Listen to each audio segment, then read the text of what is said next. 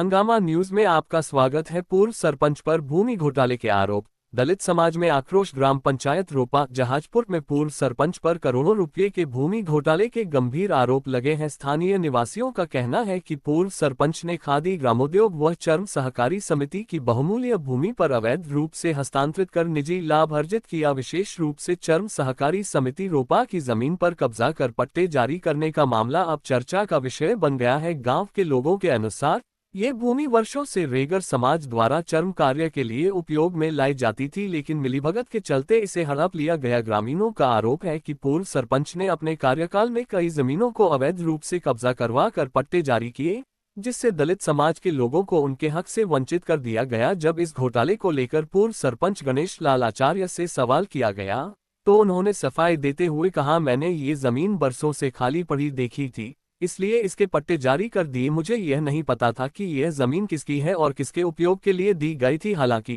ग्रामीणों ने उनके इस दावे को सिरे से खारिज कर दिया और कहा कि गणेश लाल जानबूझकर अनजान बनने की कोशिश कर रहे हैं। स्थानीय निवासियों का कहना है कि पूरे गांव को पता है कि यह जमीन चर्म कार्य के लिए दी गई थी, लेकिन अब जब उन पर घोटाले के आरोप लगे हैं तो वे इस सच्चाई से मुंह मोड़ रहे हैं। आजाद समाज पार्टी के जिला अध्यक्ष एवं जहाजपुर कोटड़ी विधानसभा क्षेत्र के प्रत्याशी भेरूलाल रेगर ने इस मुद्दे को दलित अधिकारों और सामाजिक न्याय से जोड़ते हुए इसे समुदाय के सम्मान और अस्तित्व पर सीधा हमला करार दिया। उन्होंने कहा, हम अपने अधिकारों से किसी भी कीमत पर समझौता नहीं करेंगे। यदि आवश्यक हुआ तो हम अपने हक के लिए बड़ा आंदोलन करेंगे, चाहे इसके लिए कोई भी बलिदान देना पड़े तो देंगे। रेगर ने आज रोपा में समाज बंधुओं के साथ बैठक कर आगे की रणनीति तय करने की घोषणा की है। इस बैठक में जिला व प्रदेश स्तर पर आंदोलन की तैयारी को अंतिम रूप दिया जाएगा। ग्रामीणों के अनुसार पूर्व सरपंच गणेश लाल आचार्य ने अपने कार्यकाल के दौरान जमीन आवंटन में भारी अनियमितताएं की और पंचायत की मुख्य सड़क पर 10 दुकानें बनाकर निजी लाभ अर्जित किया। इन भ्रष्टाचार के मामलों के उजागर होने के बाद विश्वास प्रस्ताव लाकर उन्हें पद से हटाया गया था।